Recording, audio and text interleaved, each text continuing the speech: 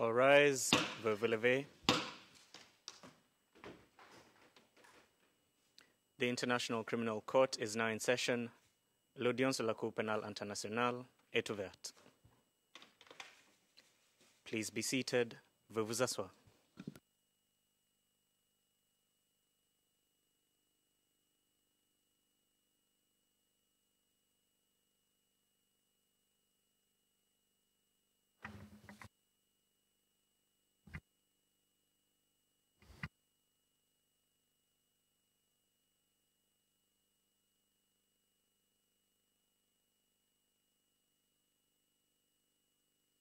Le micro du président n'est pas allumé.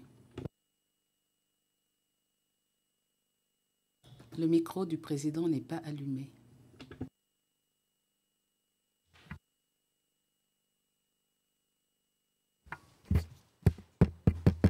Good morning. Bonjour. Bonjour à tous. L'examen pour la question de la réduction de peine de M. Katanga, cette audience est ouverte. Je vais demander au greffier d'audience de nous annoncer l'affaire. Thank you, Mr. President. Merci, Monsieur le Président. Situation en République démocratique du Congo. En l'affaire, le procureur contre Germain Katanga, affaire ICC-01/04-01/07. Nous sommes en audience publique. Je vous remercie. J'invite à présent les parties et les participants à cette audience à se présenter. Nous commençons avec la défense de M. Katanga. Vous avez la parole et je vous demande de présenter les membres de votre équipe.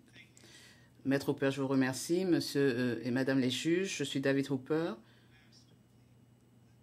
Je suis du barreau Je suis représentant du barreau anglais et je représente Germain Katanga. Et dans mon équipe, il y a Caroline Bousman qui est assise derrière moi, qui est du barreau néerlandais, et Sophie Ménégon, qui est membre du barreau français de Paris.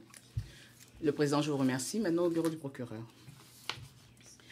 Je vous remercie. Bonjour, mesdames et messieurs le juge. Près de moi, il y a Madame Préane Marianne, qui est substitut en appel. Vous avez derrière Monsieur Eric McDonald, qui est premier substitut. Il y a Mano Chicha Pretaban, qui est notre chargé de dossier. Et derrière lui, il y a Monsieur Kian Chong, qui est stagiaire. Et je suis Hélène Brady, premier substitut en appel. Le président, merci Madame Brady. Je donne la parole au représentant légaux des victimes, s'il vous plaît. Merci, Monsieur le juge, président du comité, honorable Mesdames les juges. Je suis Maître Fidèle Louvengi-Kansita, le représentant légal du groupe de victimes participant dans cette affaire. À ma gauche, j'ai Maître Julie Goffin, qui est mon assistante juridique et qui est avocate au barreau de Bruxelles.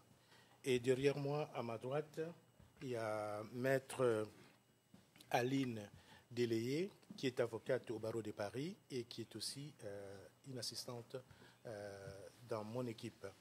Et derrière moi, à ma gauche, il y a Madame Nadia Galinier, qui est notre gestionnaire de dossier. Je vous remercie.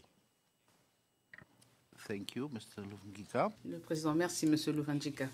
Je suis le juge Piotr Hoffmanski, juge président du panel des 3 juges nommés par la Chambre d'appel aux fins de mener l'examen de la réduction de la peine. Assise à ma droite, c'est le juge Sangji Monareng et à ma gauche, c'est le juge Christine Van den Weyer. Dans le cadre de cette audience de ce jour, je ferai référence à mes collègues et à Mesdames les juges Monareng et Van den Weyer comme étant le panel. Nous avons en notre sein aujourd'hui différents représentants du greffe et des juristes de la Chambre d'appel auxquels je souhaite la bienvenue et que je remercie pour leur assistance. À l'attention du public dans la galerie et pour ceux qui nous suivent sur Internet, je vais brièvement expliquer le déroulement de l'audience. L'audience d'aujourd'hui se tient conformément à la procédure prévue à la règle 224.1 du règlement de procédure et de preuve. Dans le cadre de la préparation de l'audience, le panel a reçu les soumissions écrites des parties sur les facteurs et les critères déterminant une réduction de peine définie dans l'article 110 du statut de Rome et dans la règle 223 du règlement. Le panel a également reçu des observations écrites du greffier sur les critères énoncés dans la règle 223. Aujourd'hui, le panel entendra les observations orales des parties et des participants sur ces facteurs et sur les critères énoncés et sur diverses questions abordées dans leurs écritures.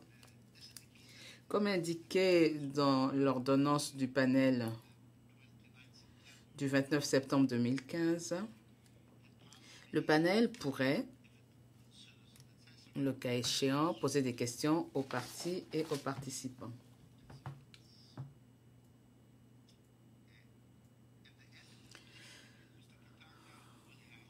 À la fin de l'audience, M. Katanga aura la possibilité de s'adresser en personne au panel. Avant d'en venir à quelques points de procédure concernant l'audience d'aujourd'hui, je voudrais aborder très brièvement les observations préliminaires faites par le représentant légal des victimes dans ses écritures sur la composition du panel et tout particulièrement sur la participation du juge Vandenweiger dans cette procédure. Le panel note que ces observations sont inappropriées. Dans ces circonstances, étant donné que la présidence n'a pas été saisie d'une requête formelle au titre de l'article 41 du statut pour la récusation du juge Vandenweiger, le panel rejette ces soumissions.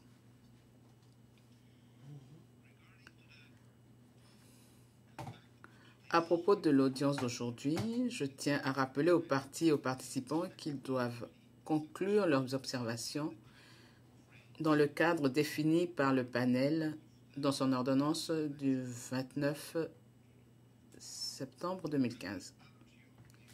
Je vous préviendrai lorsqu'il vous restera 2 minutes. Le panel informe également les parties et les participants que tout document utilisé ou auquel il est fait référence ne recevra pas une cote. Tout document qui ne figure pas en annexe des écritures déposées avant la présente audience devra être déposé en tant qu'annexe au plus tard le vendredi 9 octobre 2015 à 16h, correction de l'interprète. En ce qui concerne la teneur des observations orales, je rappelle aux parties et aux participants qu'en vertu de l'ordonnance du panel en date du 29 septembre 2015, ils peuvent aborder toute question pertinente relative à cet examen sans sortir du cadre de celles abordées dans leurs écritures respectives ou celles d'autres participants. Enfin, je rappelle aux parties et aux participants que l'audience d'aujourd'hui se tient en audience publique et, par conséquent, elle devrait s'abstenir de faire référence à des informations confidentielles. Cependant, si cela est nécessaire, les parties et les participants peuvent demander que l'on décrète le huis clos en cas de besoin. À moins qu'il y ait des questions à propos de ce que je viens de dire, nous allons maintenant entendre les soumissions de la défense de M. Katanga. Monsieur Hooper, vous avez la parole pendant 20 minutes. Veuillez commencer, s'il vous plaît. Thank you, Your Honor. Maître Hooper, merci. Mesdames, Messieurs les juges, vous savez qu'au titre de l'article 110 et la règle 223, la Cour doit réexaminer la peine de Germain Katanga et qu'il a terminé les 2/3 de sa peine. Il les a purgés. Nous en sommes là. Et aujourd'hui, nous sommes là pour aider la Chambre à rendre sa décision. Vous avez déjà reçu nos écritures, bien sûr, et je ne vais pas revenir en détail sur les points saillants à aborder dans ces écritures. Nous avons été aidés aussi par la décision dans l'affaire Lubanga. Décision qui a été rendue après nos écritures, malheureusement. Mais, fort heureusement, nos écritures ne sont pas modifiées par la décision dans l'affaire Lubanga. Principalement, ce que je tiens à dire pour le compte de M. Katanga, c'est qu'il remplit un grand nombre des critères ennemis et la Cour peut donc maintenant exercer sa discrétion afin de réduire sa peine.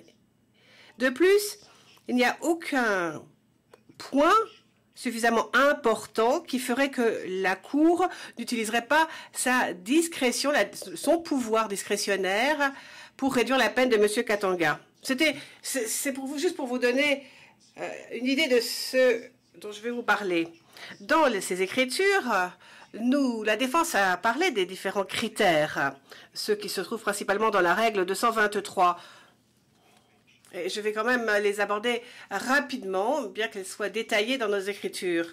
Et je vais aussi parler de l'article 110.4, qui déclare que la Cour peut réduire la peine si elle considère que dès le début, la personne, et de façon continue, la personne a décidé de coopérer avec la Cour dans ses enquêtes et ses poursuites. Alors, coopération dès le début et coopération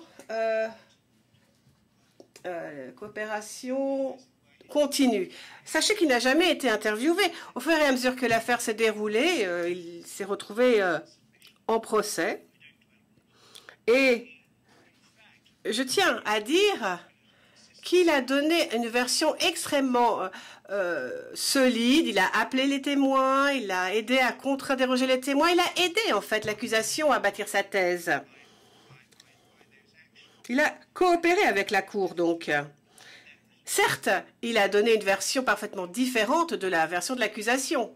Et le résultat de tout cela, c'est que on a déclenché la norme 55 et donc Germain Katanga a été condamné pratiquement sur les éléments de preuve qu'il a volontairement donnés à la Cour lors de sa déposition. Alors, si ce n'est pas de la coopération, dès le départ, donc, il l'a fait plutôt dès le départ. Mais c'est surtout une coopération qui a continué, qui s'est poursuivie, car nous savons qu'en juin de l'an dernier, il a laissé tomber l'idée d'interjeter appel, il a accepté ce verdict de culpabilité et il a endossé la responsabilité de ses crimes. Comme l'a dit l'accusation, cela a permis d'économiser énormément de temps, d'argent et d'efforts à la Cour, le fait qu'il décide de ne pas interjeter appel. Donc, grâce à cette décision et du fait qu'il ait accepté sa responsabilité pénale, il a parfaitement accepté sa responsabilité pour ses crimes et en exprimant un véritable remords, tout en exprimant aussi un véritable regret du fond du cœur pour les souffrances des victimes des crimes. D'après la défense, eh bien, tout ceci est un élément important qui montre bien que ce prisonnier est en mesure de demander ou d'attendre une réduction de peine. Et c'est dans ce contexte qu'il faut considérer les 4 premiers critères qui sont énoncés au titre de la règle 233. 223, si on prend l'interprète. Et il convient donc de les prendre en compte. Alors, je ne vais pas reprendre les écritures que nous avons déposées, qui sont extrêmement détaillées.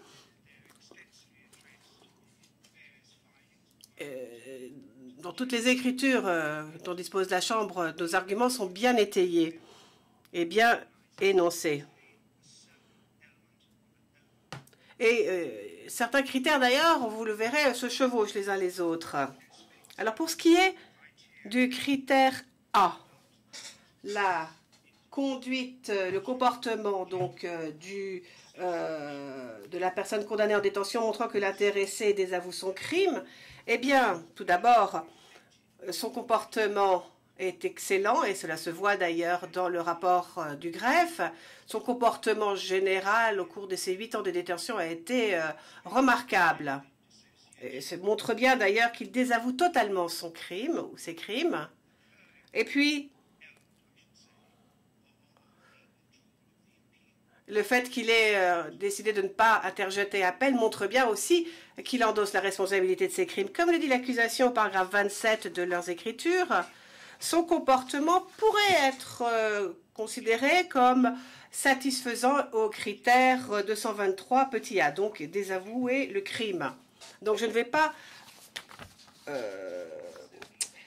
m'acharner sur ce point. De plus, Germain Katanga ne maintient aucun lien avec des groupes de milices ou des miliciens. Il ne l'a jamais fait. Et contrairement à d'autres détenus, d'ailleurs, il n'a jamais essayé d'interférer avec d'autres procès en cours, ici ou ailleurs d'ailleurs. Principalement d'ailleurs, ici je parle de la ferme Taganda. D'ailleurs, les enquêtes dans la ferme Taganda qui impliquent l'examen et des relevés téléphoniques de Germain Katanga montrent bien d'ailleurs qu'il n'a absolument rien fait dans ce sens. Maintenant, petit point B, la possibilité de resocialisation et de réinsertion réussie de la personne condamnée. Ça, c'est le petit B. La défense considère qu'il y a des indications très claires montrant que ce critère est parfaitement rempli. Cela fait maintenant 10 ans qu'il est en détention. 8 ans et demi ici, dans la prison de Scheveningen. Et cela a eu un effet sur lui, cette détention. Rappelez-vous, il n'avait que 24 ans lorsque les crimes ont été commis. Il a maintenant 37 ans. La plupart de sa vie adulte s'est passée derrière des barreaux. Et je compte ici sur les informations en ce qui concerne l'applicabilité de ce critère aux informations qui sont données d'abord dans nos écritures et aussi dans les écritures du greffe. On voit bien qu'il y a une possibilité de resocialisation et de réinsertion parfaitement réussie de Germain Katanga. Je ne vais pas m'attarder sur cela. Vous savez que sa vie familiale, sa vie conjugale est extrêmement stable. Il a 3 enfants biologiques, 2 enfants adoptés. Il pourrait éventuellement poursuivre sa carrière dans l'armée et aider sa communauté aussi. Petit critère 3 maintenant, savoir si la perspective que la libération anticipée de la personne condamnée ne risque pas d'être une cause d'instabilité sociale significative. Mais ici, significative est le mot que je souligne. La défense avance que vous ne disposez, mesdames, messieurs le juge, d'aucune information selon laquelle la détention anticipée, la libération anticipée, surprend l'interprète de Germain Katanga, risque de causer de l'instabilité sociale significative. Parlons d'abord du FRPI, par exemple, la milice. Germain Katanga n'a aucunement l'intention de retourner dans les rangs de cette milice. La défense a fourni différentes annexes, principalement venant de la communauté Ngiti et aussi d'autres communautés. Un grand nombre d'informations venant des EMA qui disent bien qu'il reste encore quelques éléments résiduels du FRPI dans la brousse. Mais pour dire les choses simplement, ils sont génères plutôt qu'autre chose. Et ce sont des groupes qui sont composés non seulement de Ngiti, mais aussi de EMA. Et qui s'attaquent non seulement aux EMA, enfin d'ailleurs je ne pense pas qu'ils s'attaquent aux EMA, je n'ai connaissance d'aucune attaque du FRPI actuel sur les EMA à l'heure actuelle. Non, ils s'attaquent sur leur propre communauté, puisqu'ils se cachent parmi leur communauté dans la brousse. C'est leur communauté qui ont des poules, des vaches et d'autres biens pouvant être pillés. Et donc, c'est cette communauté qui souffre principalement. Et donc, Katanga n'a aucun contact avec ces personnes et surtout n'a aucun contrôle sur ces groupes, ces bandes de pillards. Le greffe remarque que l'information que dont on dispose à l'heure actuelle ne suggère pas que le FRPI pourrait se réorganiser autour de M. Katanga. Il y a d'autres points d'ailleurs dans son rapport qui étayent notre demande. Et dans les observations faites par la République démocratique du Congo, il n'est nullement suggéré non plus que Katanga pourrait rejoindre les rangs de la FRPI. Et les victimes, il y a une vague suggestion allant dans le sens des arguments du représentant des victimes, mais c'est sans fondement. Donc, la défense considère qu'en revanche, nous avons des informations dans la cour selon lesquelles le retour de Germain Katanga pourrait en fait être très positif si les autorités nationales l'autorisent à aider la communauté. Et d'ailleurs, nous avons un officiel qui nous a dit exactement la même chose. Alors, comment dire que sa libération déboucherait sur une instabilité sociale significative? Absolument pas. Et vous n'avez qu'à regarder les annexes fournies par la défense. Comme dit l'accusation, certains membres de la communauté EMA souhaitent la libération de Germain Katanga. Et on voit bien qu'il y a il y a un grand nombre d'opinions positives pour que Germain Katanga soit libéré et revienne en Ituri. Et il n'y a pas que les Ngiti, il y a aussi les Emma, les Bira, les Lendou, les Emma Sud, les Emma Nord. Ils sont tous unanimes. Ils souhaitent le retour de Germain Katanga car ils savent que cela ne causera aucune instabilité. Au contraire, ils ont tous dit que ce serait extrêmement positif. Et je dis, cela vient de toutes les communautés présentes en Ituri. Maintenant, pour en revenir encore à ce qu'a dit le représentant des victimes, il faut remarquer qu'il ne semble pas dans leurs écritures que l'on dise clairement que la libération anticipée de Katanga déboucherait sur une instabilité sociale significative. Ils n'ont jamais dit significative. Au paragraphe 27, le représentant des victimes déclare, et je cite, la libération anticipée de l'auteur des crimes va résulter dans une instabilité sociale, au moins au sein de la communauté concernée. Nous ne sommes pas du tout d'accord. Nous ne sommes pas du tout d'accord avec cela. Et nous considérons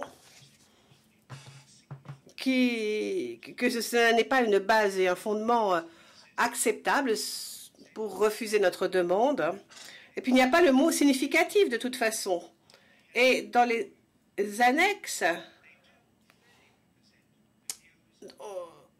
nous disons que ce qui... cela représente en fait toutes les points de vue de toutes les personnes de la commune, des communautés présentes. Et dans leur annexe, dans l'annexe du représentant légal des victimes, ils disent qu'ils ne veulent pas qu'ils soient libérés par anticipation à l'heure actuelle. L'heure actuelle, qu'est-ce que ça signifie? Est-ce que ça ira mieux dans 1 an, dans 2 ans, dans 3 ans? C'est cela que ça signifie?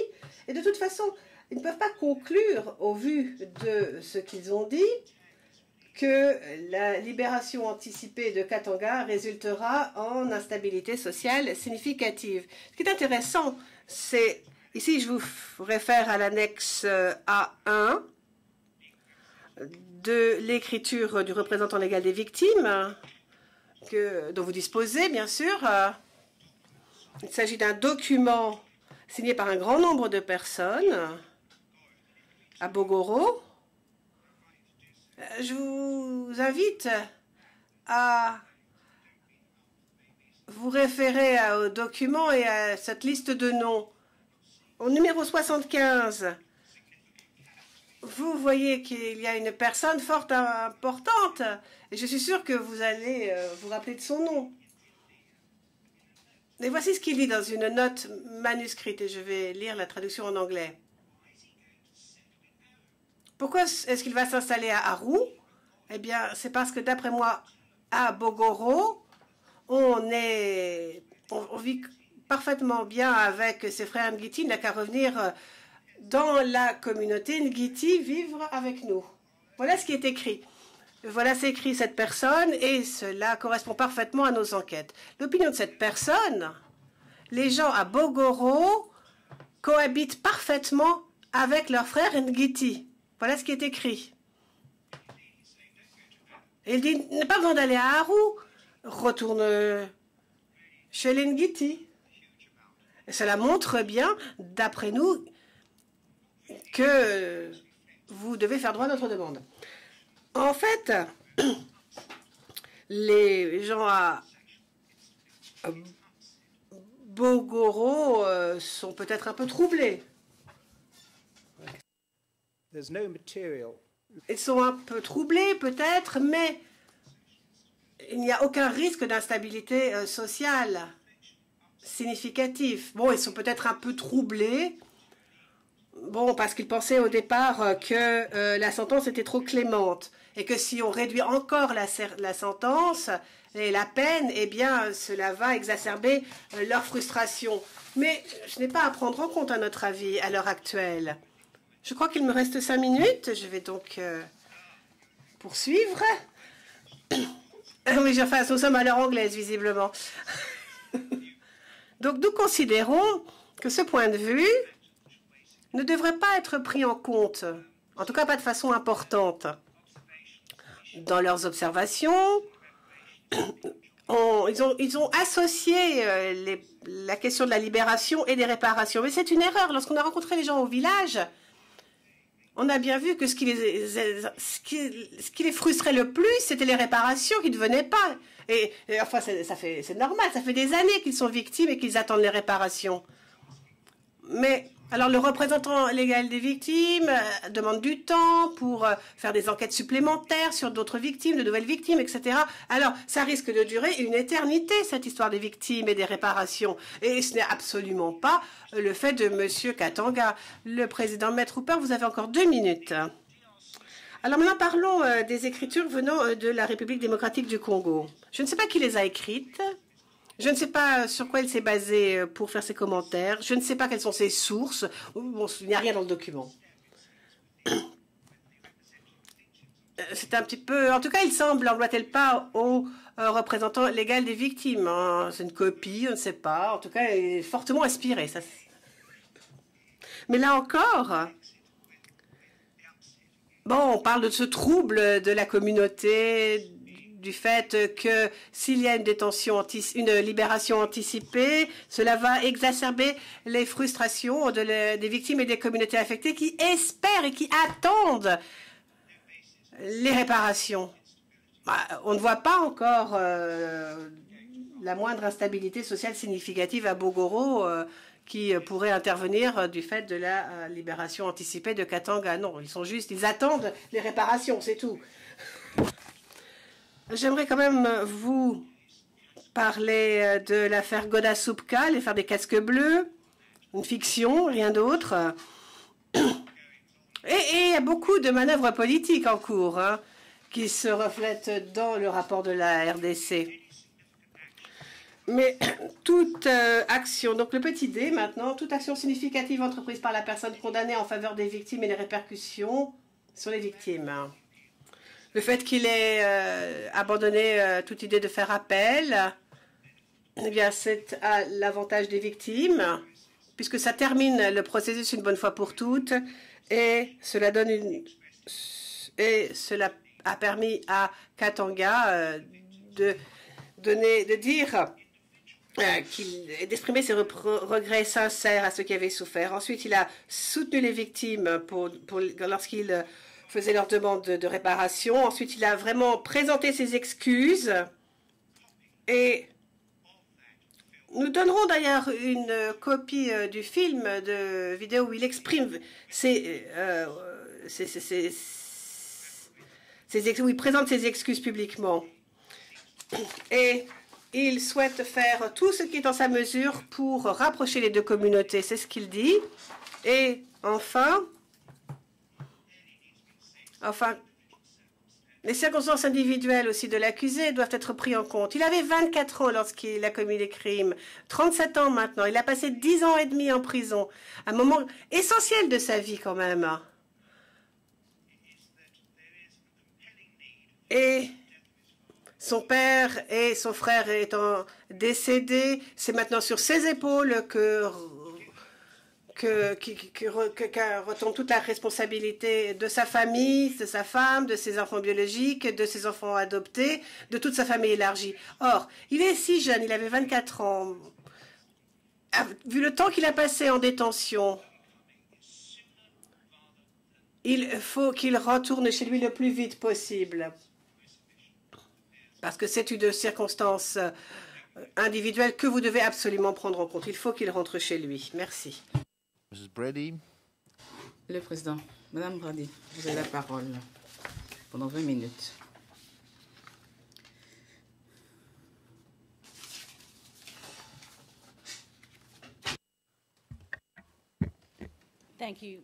Je vous remercie, Monsieur le Président. L'accusation ne s'oppose pas à la libération anticipée de M. Katanga, quand bien même les informations fournies par les participants à la procédure ne répondent pas aux critères énoncés dans l'article 110.4 sur la coopération et ceux de la règle 223D sur toute action significative au profit des victimes.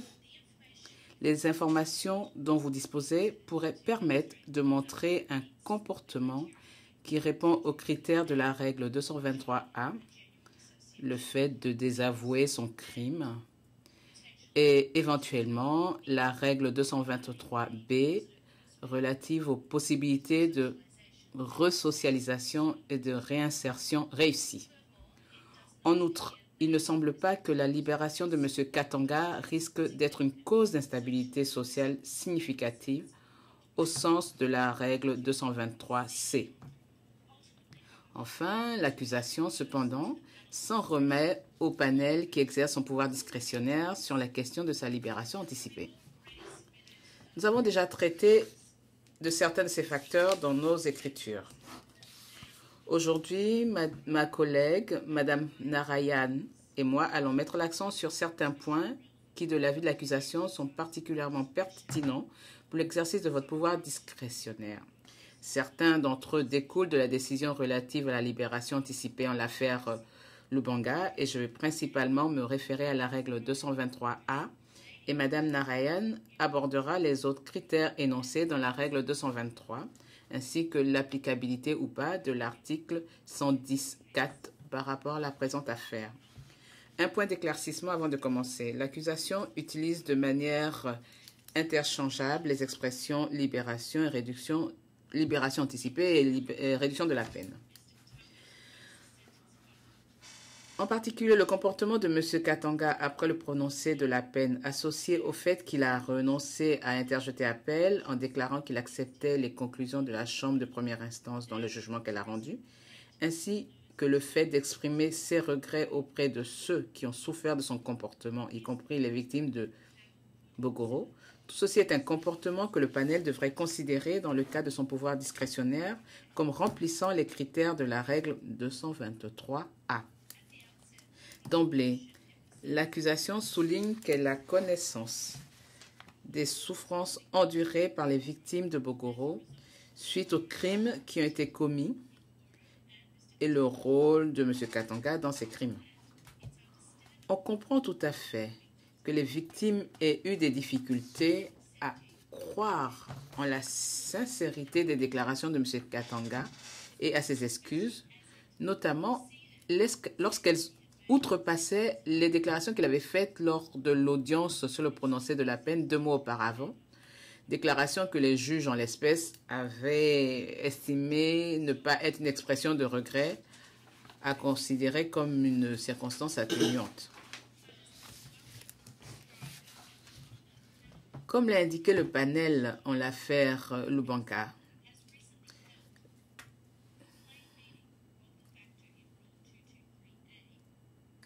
le sens évident du critère énoncé dans la règle 223A exige que la personne condamnée désavoue son crime. Cela au paragraphe 45. Selon le panel, et je cite le paragraphe 46, il y a une différence entre une personne qui s'oppose à un crime particulier de manière abstraite et celle qui accepte la responsabilité et qui exprime des regrets pour les avoir commis. La règle 223A tient plutôt compte de ce dernier comportement plutôt que du premier. À notre avis, quand bien même les déclarations de M. Katanga lors de l'audience sur le prononcé de la peine relèvent de la première catégorie, vous pourriez considérer dans l'exercice de votre pouvoir discrétionnaire que son comportement et les déclarations qu'il a faites après l'audience sur la sentence relèvent plus de cette dernière catégorie. M. Katanga n'a pas simplement retiré son droit d'interjeter appel ou reconnu que des crimes ont été commis ou simplement en général qu'il y a eu des victimes qui ont souffert. Cela ne justifierait pas une conclusion positive au sens de la règle 223A et encore moins ne correspondrait pas à une coopération dès le début de façon continue comme le prévoit l'article 110.4A ou B, point sur lequel ma collègue va développer. Au contraire, dans la déclaration de M. Katanga, jointe en annexe de sa notification aux fins de désistement d'appel déposée le 25 juin de l'année dernière, exprime le fait qu'il accepte les conclusions de la Chambre sur les crimes commis à Bogoro, son rôle et sa responsabilité par rapport à ces crimes. Il a exprimé ses regrets auprès de ceux qui ont souffert de son comportement, y compris les victimes de Bogoro. Dans leur ensemble, tous ces points pourraient être considérés par vous, monsieur et madame les membres du panel, comme un signe qu'il désavoue sincèrement son crime au sens de la règle 223A. Et pour s'assurer qu'il ne s'agit pas de mots vides de sens, comme nous l'avons suggéré dans nos écritures, monsieur Katanga pourrait, aujourd'hui, lorsqu'il prendra la parole, s'il le souhaite bien sûr, non seulement redire ce qu'il a dit, mais également faire des commentaires quant au fait qu'il s'engage à respecter sa parole s'il bénéficiait d'une libération anticipée. Il n'existe pas devant cette Cour une présomption qu'une personne bénéficiera d'une libération anticipée si elle a purgé les 2/3 de sa peine. Et une application fidèle de l'article 110.4 et de la règle 223 exige de démontrer que la personne condamnée mérite de bénéficier d'une libération anticipée. En dernière analyse, il revient au panel de décider. Trouver un équilibre entre les critères de la règle 223A et les autres facteurs sur les points que ma collègue va traiter. L'accusation ne s'oppose pas à ce que le panel exerce son pouvoir discrétionnaire en faisant droit à la demande de libération anticipée de M. Katanga. Je donne maintenant la parole à ma collègue. Le président, merci beaucoup, Madame Brady. Maître Luvanjika, vous avez 20 minutes. Ah, mais non. Ah, je suis désolée. Vous avez divisé vos 20 minutes en 2 fois 10. Madame Narianan, bonjour. Je vais maintenant parler des facteurs qui restent dans la règle 223 qui seront pertinents lorsque vous exercerez votre pouvoir discrétionnaire pour savoir s'il convient ou non de réduire la peine de M. Katanga. Tout d'abord, le 223B. M. Katanga peut-il être resocialisé et réinséré de façon réussie? Tout comme le panel Lubanga, ce panel doit donc envisager ce point pour la première fois.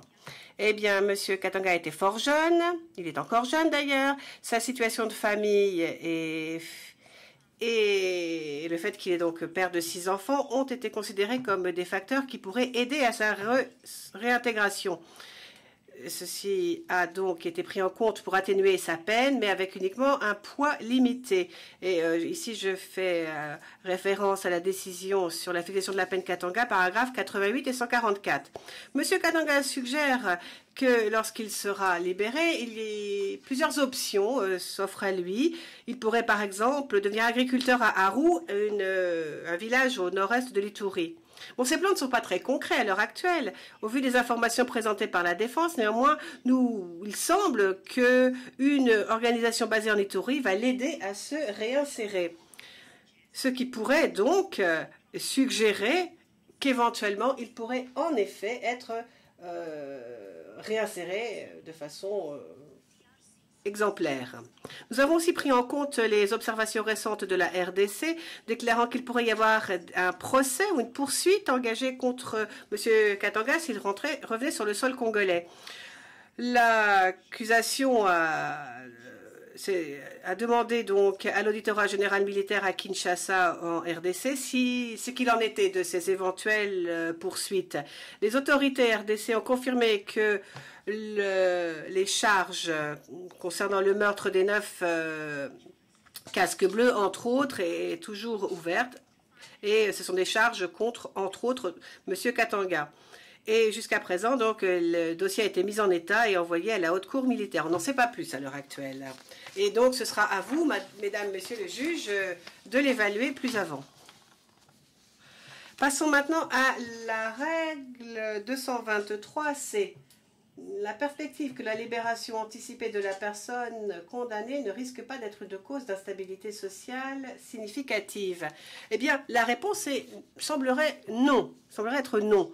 D'après les informations dont nous disposons, il ne semble pas que la libération anticipée de M. Katanga risque d'être une cause d'instabilité sociale significative. Comme avec le facteur précédent, bien sûr, ce facteur va devoir être évalué pour la première fois à cette étape de notre procédure. Et donc, le panel doit d'abord se demander si cette libération anticipée va résulter en une instabilité sociale sur le territoire. Vous devez aussi prendre en compte la situation sociale et politique en RDC et l'impact que cette libération anticipée pourrait avoir. Or, sur ce point, la défense d'un côté et de l'autre côté, les victimes et les autorités de la RDC ne sont pas d'accord. La défense déclare qu'il y a une véritable réconciliation entre les différentes communautés. Mais les victimes de Bongoro ne sont absolument pas d'accord. Ils considèrent qu'en ce qui les concerne, il n'y a pas eu de réconciliation.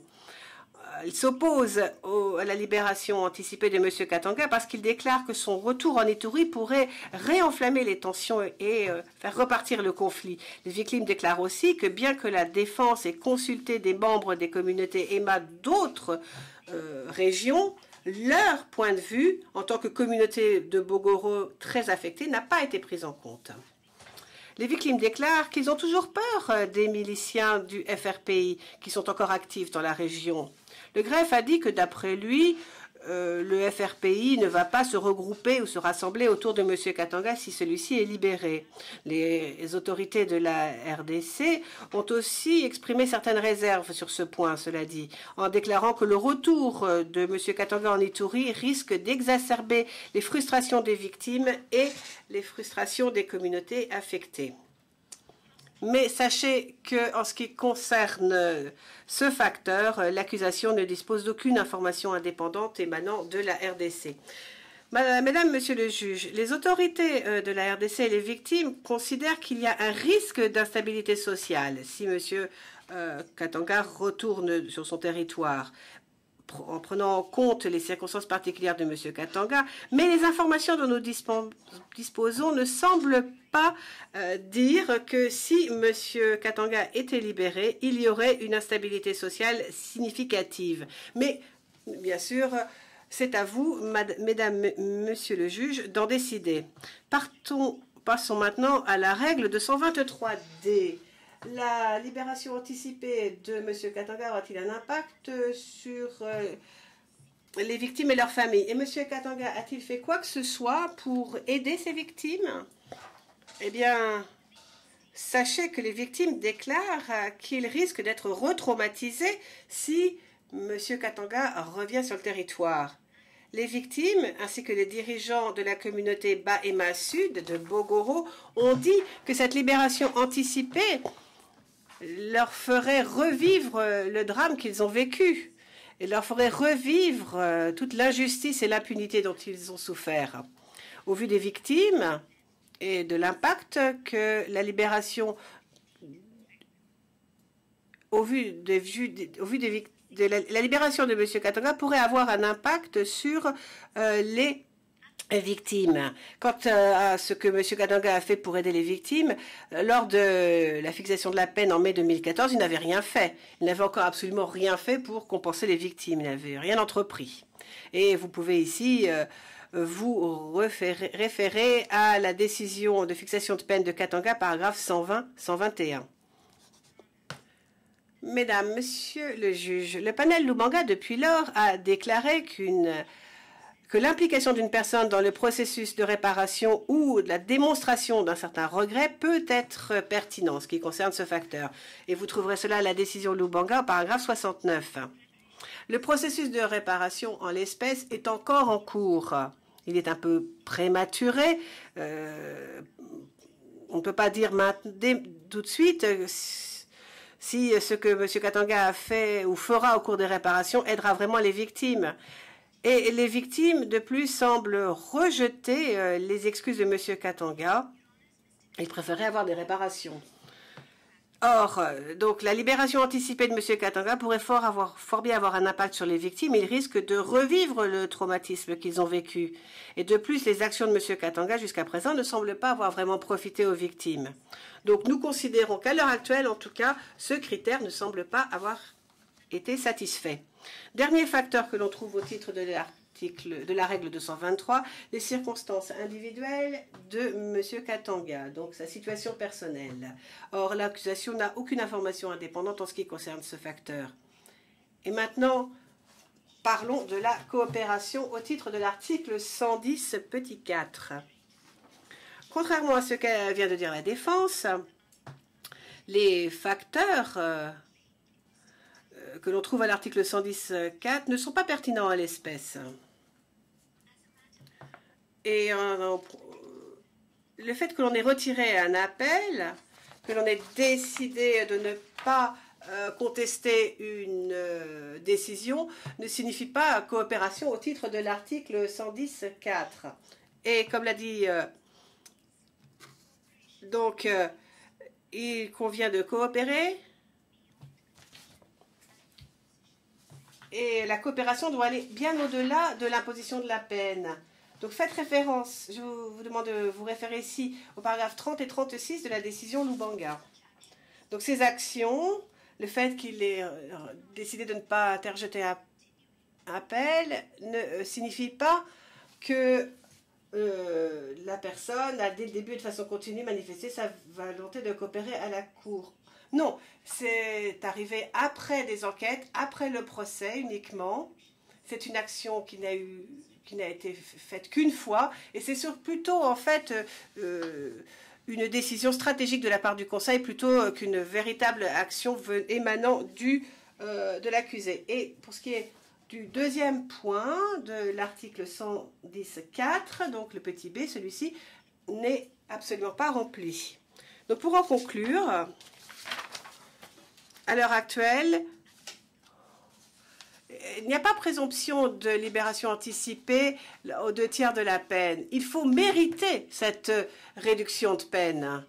Et même si certains critères viennent de différentes sources, y compris de l'accusation et des États, le condamné doit quand même justifier qu'il mérite cette détention, cette libération anticipée. Et en l'espèce, l'accusation ne s'oppose pas à sa libération anticipée. En effet, son comportement après le verdict, le fait qu'il n'ait pas voulu interjeter appel, le fait qu'il ait accepté le verdict de la Cour, le fait qu'il ait exprimé son regret envers ses victimes, y compris les victimes de Bogoro, pourrait être pris en compte pour montrer qu'il a véritablement désavoué ses crimes. Mais cela permet aussi d'envisager une réinsertion réussie. Et nous ne pensons pas que la stabilité du territoire serait menacée de façon significative si vous décidez une libération anticipée. Cela dit, l'accusation s'en remet à vous.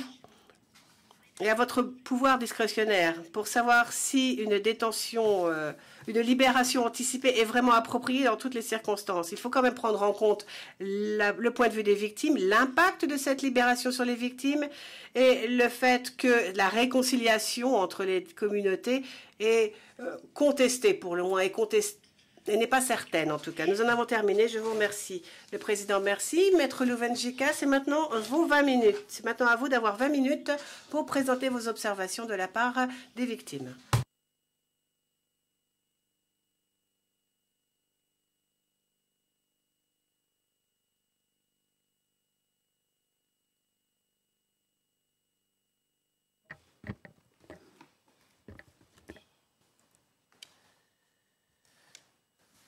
Monsieur le juge président du comité, honorables mesdames les juges, chers et estimés confrères, Monsieur le président, mesdames les juges, je n'entends pas ici reprendre le contenu de mes observations, mais insister sur quelques questions qui présentent un intérêt au regard de la situation des victimes.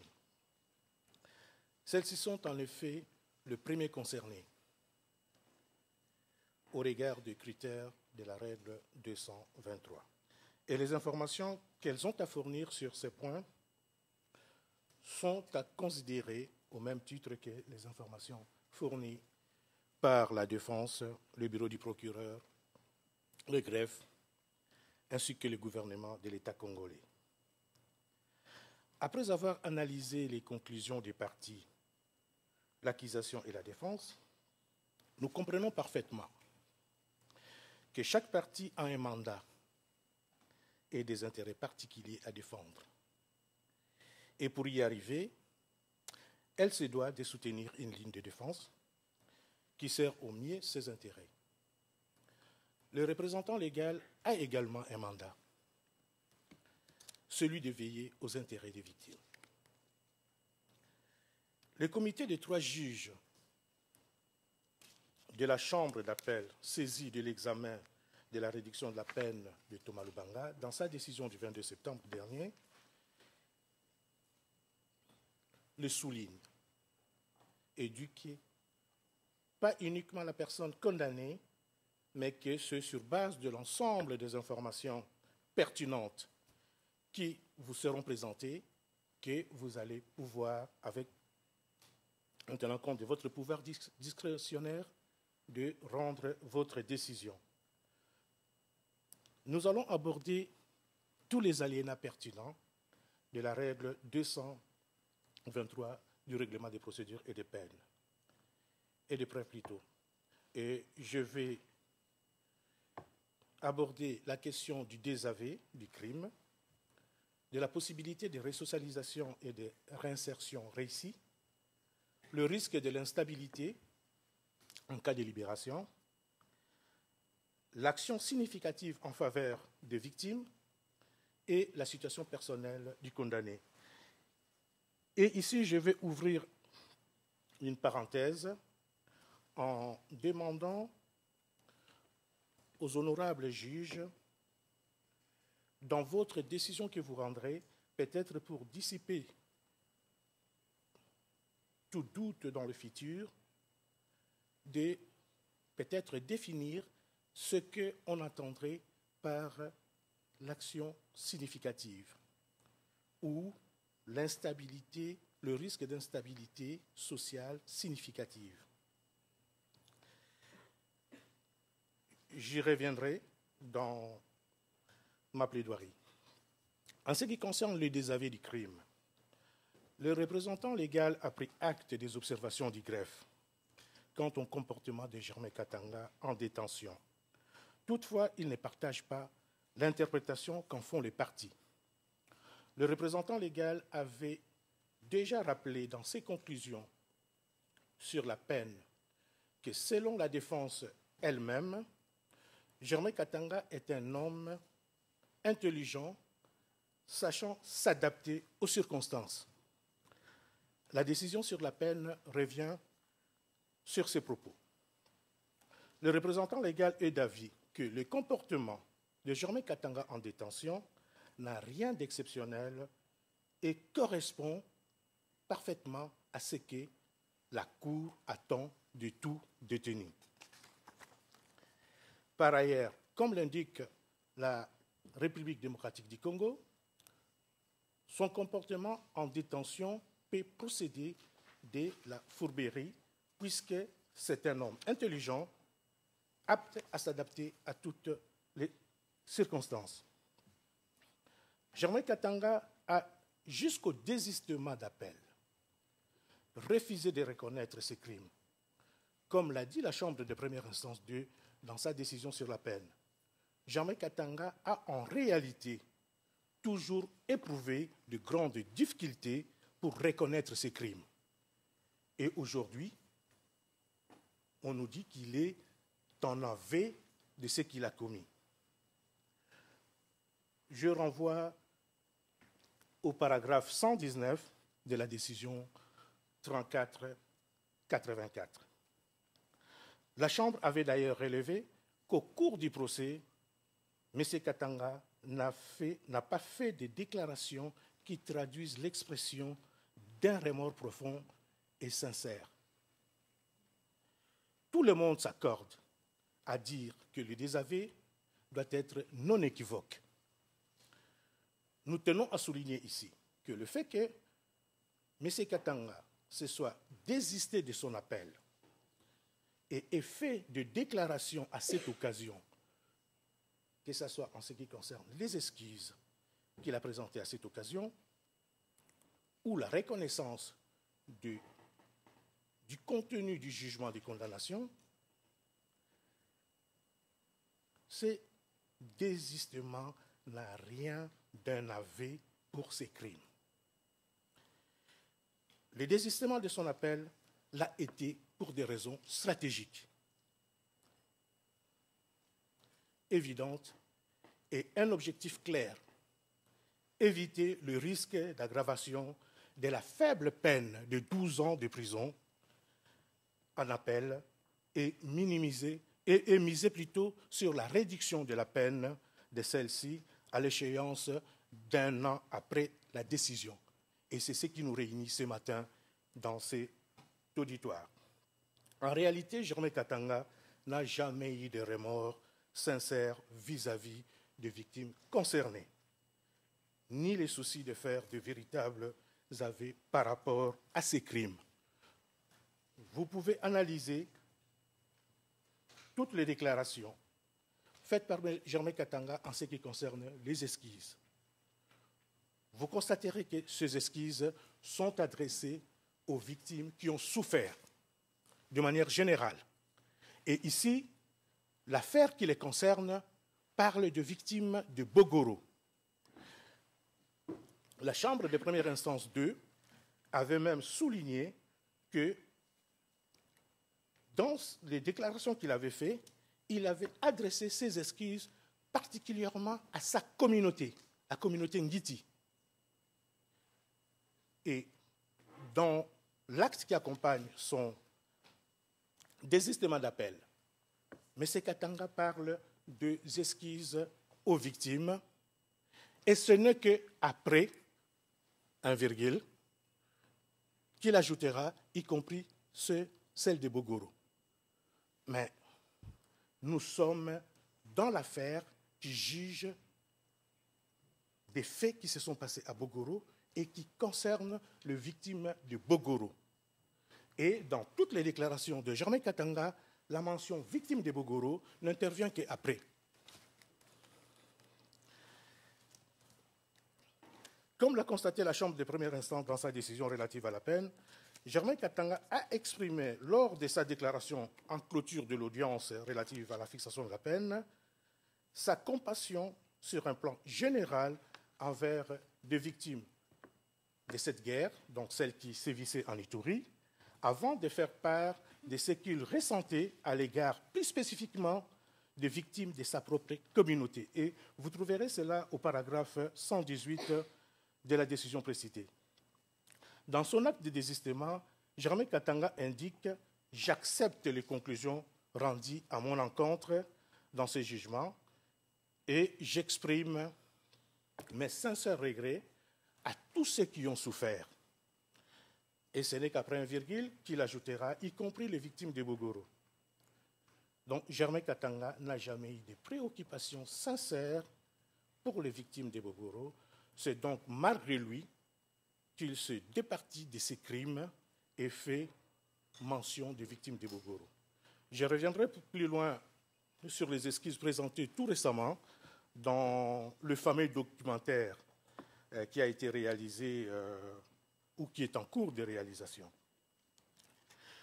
Alors, en ce qui concerne les possibilités de resocialisation et de réinsertion récit,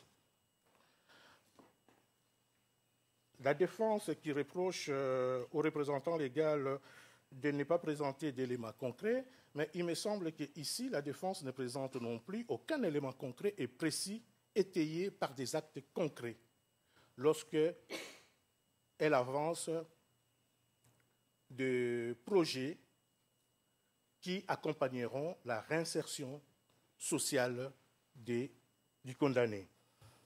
Il ne fait mention que d'éventualités. Réinsertion dans l'armée, cultivateur à Aru, études de droit à Kisangani, mais sans matérialisation de faits, des actes concrets, tels qu'un engagement de la République démocratique du Congo de les réintégrer dans l'armée, tels qu'une preuve de l'existence d'un terrain ou d'un champ où il ira cultiver, tel qu'un document de préinscription dans une université en RDC. Mais on dit qu'il va étudier, il va cultiver, il va réintégrer l'armée. Ceci, c'est pour dire que voilà, les dispositions statutaires de la Cour prévoient qu'en cas de libération, la Cour n'a plus de possibilité de poursuivre l'accusé ou de mettre des conditions sur cette libération et rattraper les condamnés pour qu'ils purgent le restant de ses preuves. Et ici, on ne présente aucun document à l'appui de tout ce qu'on avance. L'attente que la communauté de Germain Katanga a de lui, en particulier les femmes notables d'Aveba, voire l'annexe 2 des observations de la défense, n'est pas de nature à rassurer sur une réinsertion sociale qui réponde aux vœux de la Cour. Ainsi, il est dit dans cette annexe de Katanga que, avant, quand il était responsable à Veba, il n'y avait pas de viols. Maintenant, il y a des viols. C'est parce qu'il y a la milice RPI qui, évidemment, est active dans la région. Il sera plus utile pour la communauté qui a besoin de lui car il s'est beaucoup sacrifié à l'époque pour la communauté. La lecture des annexes que la défense a versées dans le dossier laisse transparaître que cette communauté, apparemment, n'a pas progressé. Cette communauté s'est sentie abandonnée, s'est sentie sans son berger et attend de bras ouverts le retour du berger pour pouvoir, évidemment, se retrouver. Je vais aborder maintenant la question de l'atteinte à l'instabilité, le risque d'atteinte à la stabilité sociale. C'est là que je demande, en tout cas, au comité de nous éclairer par ce qu'on peut comprendre de l'instabilité sociale. L'interprétation du représentant légal est de dire que voilà, quand cette disposition parle de l'instabilité sociale, il ne s'agit pas forcément d'un retour à un conflit armé ou en tout cas du recours à la force. Mais l'instabilité sociale concerne le ressenti, la perturbation sur le plan social qu'une communauté peut souffrir suite à cette libération. Il appartient ici à votre communauté, à votre comité plutôt, Monsieur le juge président, Mesdames les juges, de mettre en balance les différentes informations au récit pour évaluer l'existence d'un risque significatif d'instabilité sociale en cas de libération de M. Katanga. C'est ainsi qu'il n'a pas été utile pour le représentant légal à chercher à utiliser les mots significatifs parce que cela relève du pouvoir discrétionnaire du comité des juges après l'analyse des informations mises à leur disposition. Je note que les greffes indiquent dans ces observations ne pas être en mesure de fournir des informations fiables sur l'impact d'une libération. Il relève toutefois, au titre des facteurs à prendre en compte, le fait que les populations concernées pourraient percevoir négativement une libération anticipée. Et le représentant légal, ce matin, tient à dissiper ici les doutes qu'auraient les greffes. Effectivement, les populations concernées, celles de Bogoro, perçoivent très négativement toute idée de libération des Katanga. Au cours de la visite effectuée par la défense à Bogoro, les victimes se sont exprimées sans équivoque sur cette question. Le représentant légal préfère ici reprendre quelques propos tenus par les victimes elles-mêmes au cours de la rencontre avec la défense, et j'y étais. Une victime s'adressant à la défense dira « Vous avez suivi le massacre de Bogoro à la radio. Nous avons vécu les événements et pensions que c'était la fin du monde. La peine infligée à Katanga n'est pas proportionnelle. Il aurait été mieux qu'il soit jugé par les juridictions congolaises. La demande de retour ou de pardon est une insulte pour les victimes. Il méritait la perpétuité. Depuis 2001, nous souffrons. Vous étiez à Aveba, vous n'avez vu aucun aimant, contrairement à ce qu'on nous dit ici. Ici à Bogoro, nous avons des Ngiti. Dites au juge que le jugement ne m'a pas satisfait. Comment la CPI entend mettre fin au conflit entre Emma et Ngiti? Une autre victime dira, en droit interne, si une personne tue en tue une autre, il mérite la perpétuité ou pire. Pourquoi les condamner à 12 ans alors que les massacres sont établis? Et pour rappel, les procureurs avaient requis contre les condamnés une peine de 22 à 25 ans de prison. Une autre victime de dire « Vous avez mal fait de venir », s'adressant toujours à la défense. Moi, je suis victime, les autres aussi. Nous vous avons accueillis par courtoisie, mais les faits commis par M. Katanga n'ont pas touché les juges ni l'avocat de Katanga. Les victimes ont de blessures internes. La peine est faible. Pour moi, je suis contre la réduction de la peine avant les réparations. On cherchera d'autres voies pour juger ce qui s'est passé à Bogoro. Enfin, Excuse me, Mr. Luvangika, you have 2 minutes left. Monsieur le Vandika, il vous reste 2 minutes. je vais essayer d'abréger. Donc, une autre victime dira que voilà, votre arrivée fait revivre les blessures. Votre arrivée ravive les traumatismes de beaucoup de victimes. Demain, quelques victimes vont tomber malades. Voilà, Monsieur le Président, Mesdames les juges, la situation des victimes ou le ressenti des victimes par rapport à la question de l'instabilité sociale. Je passe ce qui concerne évidemment l'intervention de la RDC. L'action significative en faveur des victimes, nous n'en connaissons pas. Et là, je renvoie aux écritures, à notre écriture. En ce qui concerne la situation personnelle du condamné, la prise en compte d'éléments, la défense essaye de bosser les tableaux de Katanga, sa famille, son jeune âge et que sais-je encore. Mais la prise en compte d'éléments relatifs à sa situation personnelle et familiale, tels qu'invoqués dans ces observations, serait en outre perçue comme une frustration, comme une blessure de plus pour les victimes qui ont tout perdu. Toutes leurs chances de scolarisation. On nous parlait des études de droit des Katanga. De reconstituer une famille. Ces victimes manquent une vache pour aller adopter, pour se remarier. Ils sont gravement atteints physiquement et psychologiquement et ils ont perdu des proches. Alors, des arguments personnels, ou en tout cas la situation personnelle du condamné telle qu'elle est invoquée ici, n'est qu'une frustration de plus pour les victimes. Je vous remercie.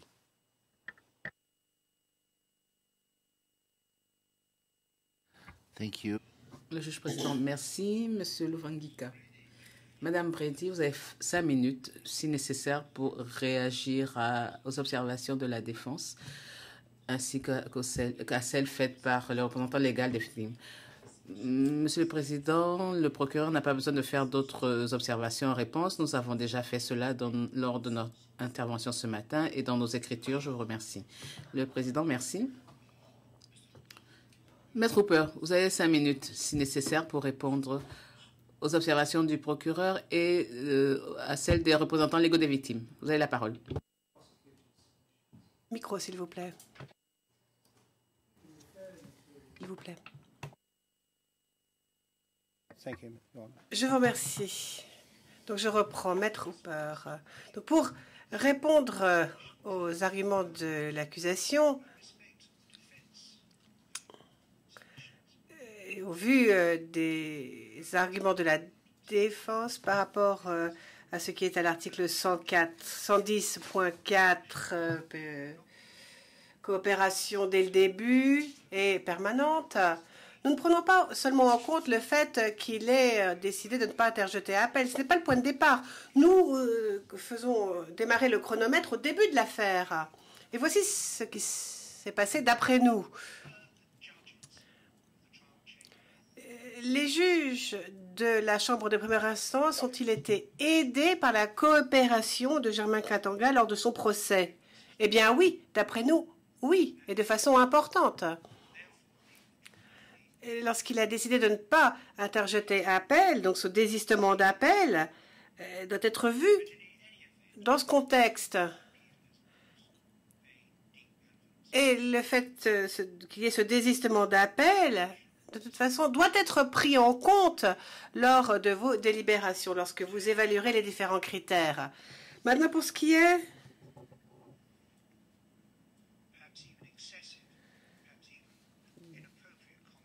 d'un commentaire un peu excessif, je trouve, en tout cas, de la part du représentant légal des victimes, le fait qu'il n'y ait pas de raison expliquant pourquoi, objectif expliquant pourquoi M. Katanga a décidé de ne pas faire appel, eh bien, il est vrai que lorsque l'on évalue le comportement de M. Katanga, on peut être sceptique, on peut être cynique, mais vous savez que le cœur a différentes chambres, il y a différents... Alors, y a-t-il vraiment fourberie? J'étais là lorsque on a montré à Katanga pour la première fois le film d'une victime de Bogoro, où la victime expliquait qu'elle avait perdu toute sa famille, elle avait 10 ans à l'époque, elle ne connaissait pas ce Germain Katanga, mais elle déclarait qu'il était responsable. Personne à Bogoro ne le connaissait de toute façon. C'est après coup qu'on a mentionné son nom, après les crimes. Et c'est le seul d'ailleurs qui a été accusé. Donc toute la communauté s'est concentrée, a concentré sa haine sur cette personne, sur Germain Katanga. C'était le seul nom qu'il connaissait. Alors lorsqu'il a vu ce film avec cette victime, il ne parlait pas, il ne s'est pas exprimé, il a pleuré. C'était des larmes. Alors être cynique, de le trouver fourbe, c'est peut-être fort exagéré et déplacé surtout. Lorsqu'il est allé... lorsque l'on voit à Bogoro, on voit que la population ne sait pas vraiment ce qu'il en est de la norme 55. Les gens à Bogoro n'ont pas bien compris ce qu'était ce déclenchement de la norme 55. Non. La chose qui importe le plus pour les habitants de Bogoro, ce sont les réparations. Nous y sommes allés pour les contacter et nous nous sommes rendus compte que ce n'était pas facile. Disons que nous n'avons pas vraiment été aidés par le représentant des victimes. Mais nous avons essayé quand même de tendre le bras, tendre la main à cette population. Or, je suis certain qu'il y a certaines objections à la libération anticipée de Germain Katanga, certes, mais quand même, un notable de Bogoro m'a dit « Moi, je n'ai rien contre le retour de Germain Katanga. » Il me l'a dit, bien sûr, off, hein, ne voulait pas être cité. Mais il a dit « Je n'ai rien contre son retour. » Voilà, j'en ai terminé. Le président, hors micro. Le micro du président n'est pas allumé.